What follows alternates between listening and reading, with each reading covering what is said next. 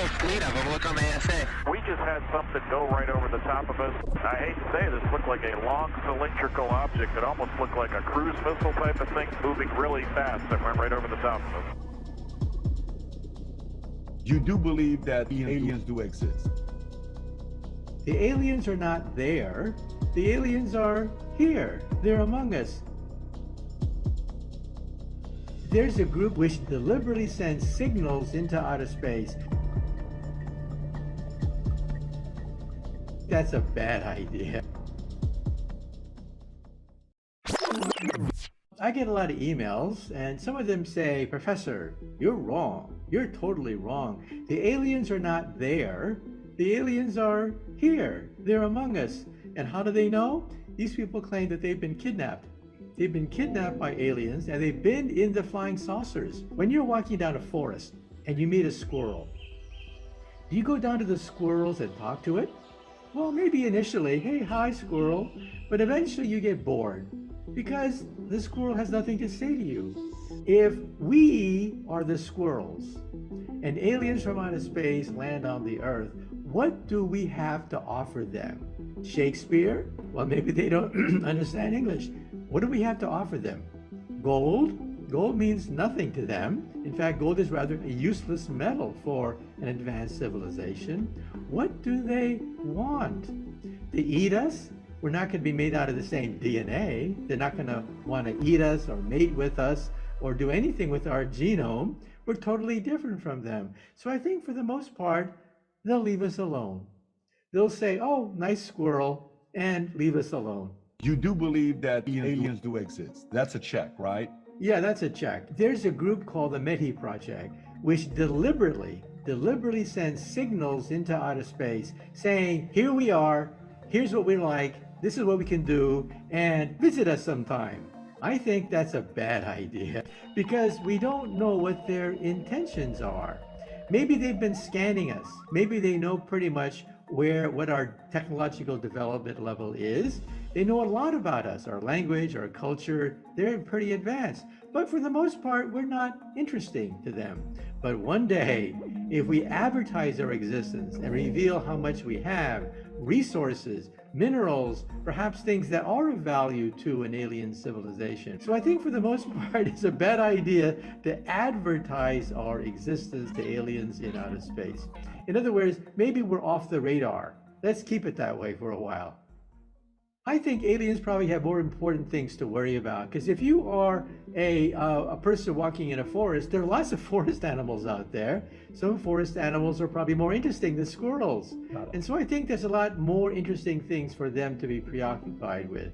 And so I think for the most part, we should lie low. You know, we've analyzed 4,000 planets so far, 4,000, of which roughly 20% seem to be Earth-like.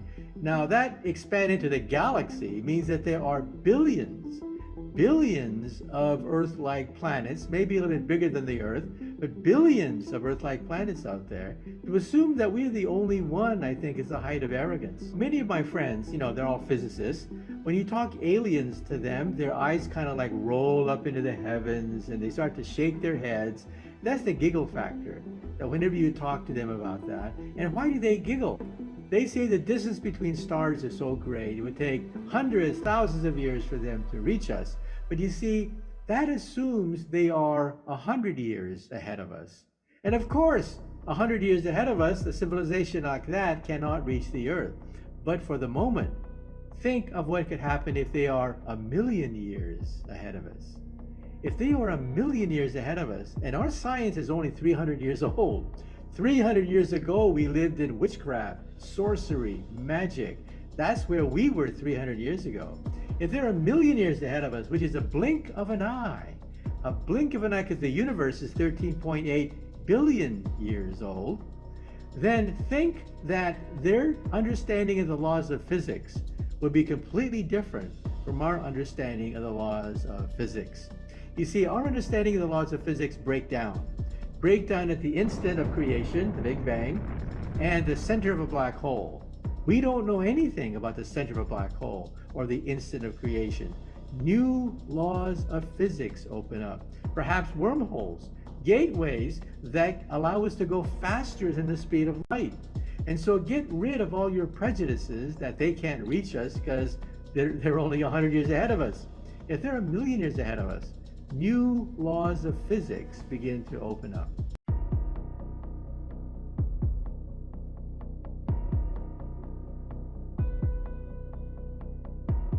UFOs, unidentified flying objects, are real. What I'm telling you, it's real. The question is, what is it? What are its intentions? What are its capabilities?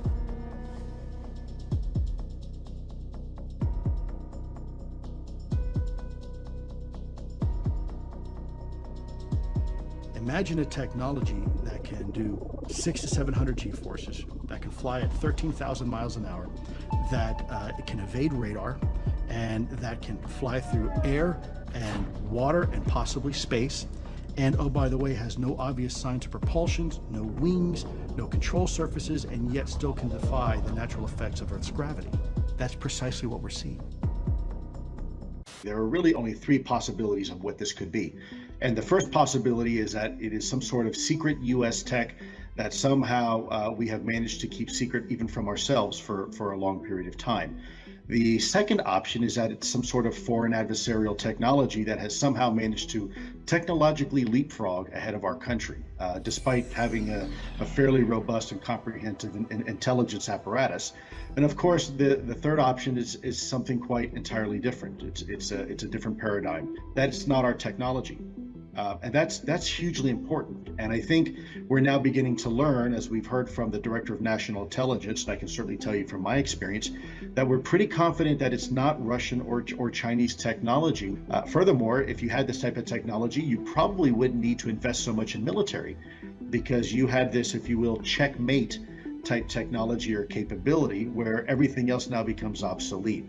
Do I feel or do I believe this is, quote, extraterrestrial? Let me be very careful before I answer that by saying, at the end of the day, it doesn't matter what I think or what I believe. What matters is what the data and the facts tell us. And from that perspective, it's very important that I had a very simple job, and that is to collect the truth and speak the truth. We are human beings that a lot of people in psychology refer to as cardiosocial animals. It means we look at things in extremes because for the first 9 months of our existence, we were in our mother's womb and we heard that binary heartbeat of our mother. And so we tend to look at the life, if you will, and our universe in that binary way. But in reality, the universe and physics isn't binary. It's not binary at all. In fact, there's all sorts of options and opportunities of what this could be. Is it from here or is it from out there?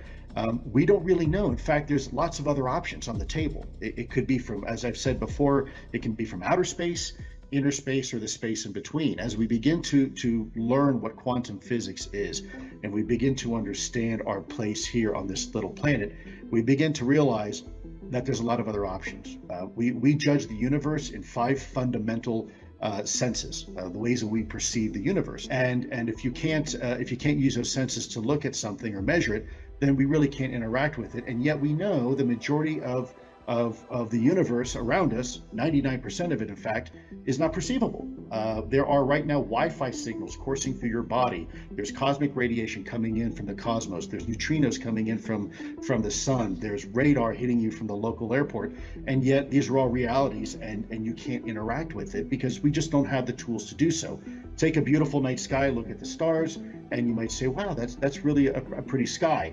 But if you now take a radio telescope and look at that same spot in the sky, all of a sudden you begin to see things that you couldn't see before. You see in the ultraviolet, you see in the infrared spectrum, you see nebula. So I guess my long-winded point to all this is that we must keep all options open. If we already know that 99% of the universe we cannot perceive or interact with, then there may be other options here. This may not necessarily be something from outer space. In fact, this could be something as natural to our very own planet as us. We're just now at a point where we're beginning to technologically be able to interact and collect data. This could be something from under the oceans. This could be something from outer space. This conversation is shifting from a human technology, quite possibly, we don't know for sure yet, but to something far more profound.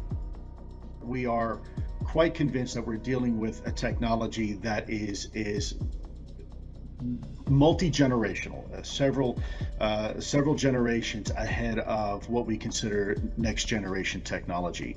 So what we would consider beyond next generation technology, something that could be anywhere between 50 to 1,000 years ahead of us. And these things have a tendency to be seen in and around water, which kind of leads to one of the observables that we've had. There's 5 distinct observables that set this technology, as I mentioned earlier, aside from everything we have in our inventory. The first is hypersonic velocity, the ability to change directions instantly. And when I say instantly, I mean human beings can withstand about 9 G forces. Some of our best aircraft can withstand about 16 Gs. These things are doing 300, 400, 600 Gs in mid-flight. Then there's hypersonic velocity. That is speeds that by definition are Mach 5 or above. Very, very fast. We do have some technology. You mentioned Russian hypersonics and things like that.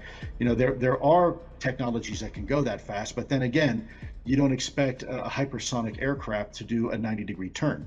To put that into context, our SR-71 Blackbird, when at 3,200 miles an hour, wants to take a right-hand turn. It takes roughly half the state of Ohio to do it. You don't expect it to just kind of do this. And that's precisely what we're seeing. And then the third observable is a bit like cloaking. We call it low observability. But the fourth observable is what we were talking about, and that's transmedium travel and water. The ability for an object to fly not only in our atmosphere, low and high altitudes, but also potentially in a vacuum environment like space and even underwater. Now, we do have vehicles that can do that. We have, for example, a seaplane. A seaplane is a plane that can fly and it can float on the water. But when you look at it, it's neither really a very good aircraft or a boat because it's a design compromise. And yet what we are seeing are objects that can operate in all these domains or all these environments seemingly without any type of performance compromise. And so why are we seeing these things around in and around water is something that we're really kind of scratching our heads with, because we've seen these things. They've been recorded not only in our atmosphere, but there is data to suggest that they have also been tracked by some of our capabilities underwater as well, and being able to perform in ways that frankly exceed anything that we know on the planet right now.